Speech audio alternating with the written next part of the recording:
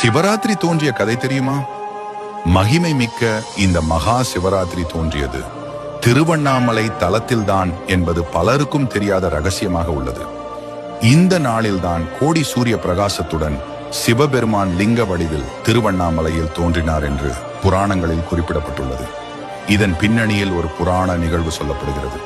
விஷ்ணுவுக்கும் பிரம்மாவுக்கும் ஒரு தடவை தம்மில் யார் பெரியவர் என்ற சண்டை ஏற்பட்டது. அவர்களது சண்டையை தீர்த்து வைக்குமாறு தேவர்கள் அனைவரும் சிவபெருமானிடம் முறையிட்டனர். அதை ஏற்று சிவபெருமான் மிகப்பெரிய நெருப்பு பிழம்பாக விஷ்ணு பிரம்மா இருவர் முன்பும் தோன்றினார். அந்த நெருப்பு பிழம்பு மண்ணுக்கும் விண்ணுக்கும் பரவி மிக பிரமாண்டமாக காட்சியளித்தது. அந்த நெருப்பு பிழம்பு விஷ்ணு பிரம்மா இருவரிடமும், எனது அடிமுடியை யார் முதலில் தொட்டு வருகிறீர்களோ அவரே இந்த உலகின் பெரியவர் ஆவார் என்றது. உடனே விஷ்ணு வராக பன்றி உருவம் எடுத்து அந்த நெருப்பு பிழம்பின் அடியை காண்பதற்காக பூமியை துளைத்து சென்றார்.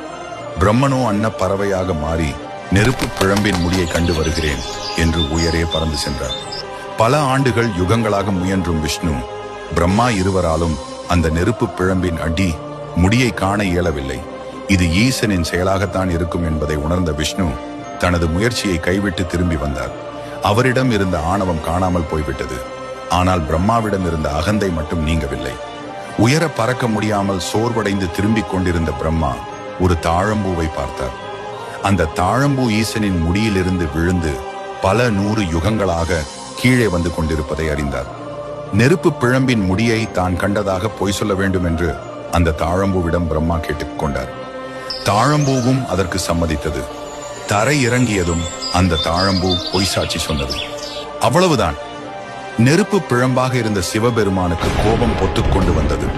அந்த நெருப்பு பிழம்பிலிருந்து சிவபெருமான் வெடித்துக்கொண்டு லிங்க வடிவில் வெளியில் வந்தார். விஷ்ணுவுக்கும் தேவர்களுக்கும் கேட்ட வரங்களை எல்லாம் கொடுத்த சிவபெருமான் பொய் சொன்னதற்காக பிரம்மாவுக்கு பூமியில் கோவில் இல்லை என்றும் தாழம்பூவை பூஜைக்கு தகுதியற்ற மலராவாய் என்றும் சாபமிட்டார். இந்த நிகழ்ச்சி நடந்தது திருவண்ணாமலையில் என்பது குறிப்பிடத்தக்கது. இந்த அக்னியில் இருந்து வெளியில் வந்த சிவபெருமான் லிங்கோத்பவர் வடிவில் காட்சி கொடுத்தார். இதனால் திருவண்ணாமலையில் தான் முதலில் லிங்க வழிபாடு தோன்றியது என்பது உறுதியாகிறது. மாசி மாத சிவராத்திரி அன்று இந்த நிகழ்வு நடந்ததால் அது மகா சிவராத்திரி என்று சிறப்பித்து கூறப்படுகிறது.